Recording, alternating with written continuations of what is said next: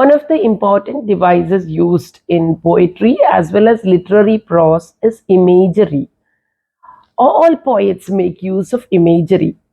The word imagery comes from the French word imagery with the spelling GRIE, which is in English image, which is simply to use descriptive words such that in our mind's eye, in our imagination, the poet is able to draw a picture.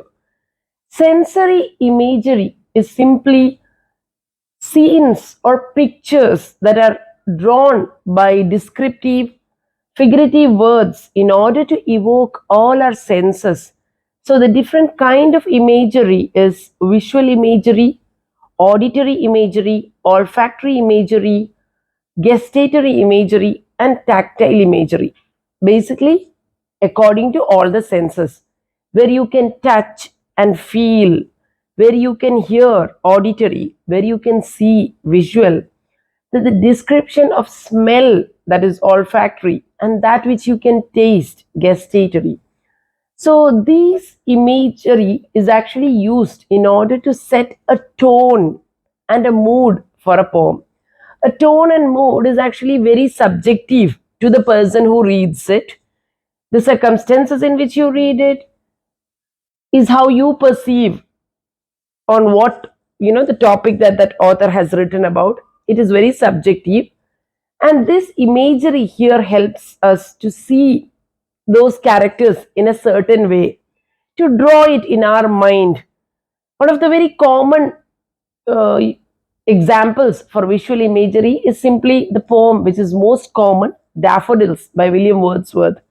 When he says, I saw 10,000 dancing in glee.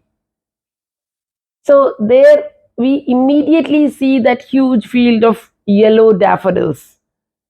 Again, if you take auditory imagery, if you take Kubla Khan, in the poem Kubla Khan, Coleridge describes the river flowing through caverns measureless to man, and immediately we hear the sound of the river, gurgling sound of the river.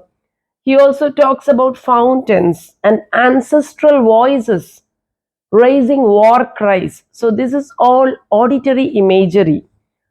This sets an entire tone for a poem. Then, another very common usage, which is also coming under these kind of images, is the use of imagery by overlapping. That is to say, where two kind of senses are brought together. For example, in Dante's Inferno, he says, the sun is silent. Usually, we would use the words like bright or hot for the sun, but here the senses are overlapping. The sun is silent.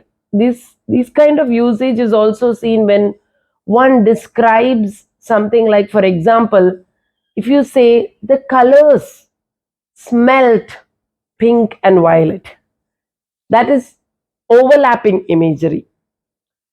Thank you.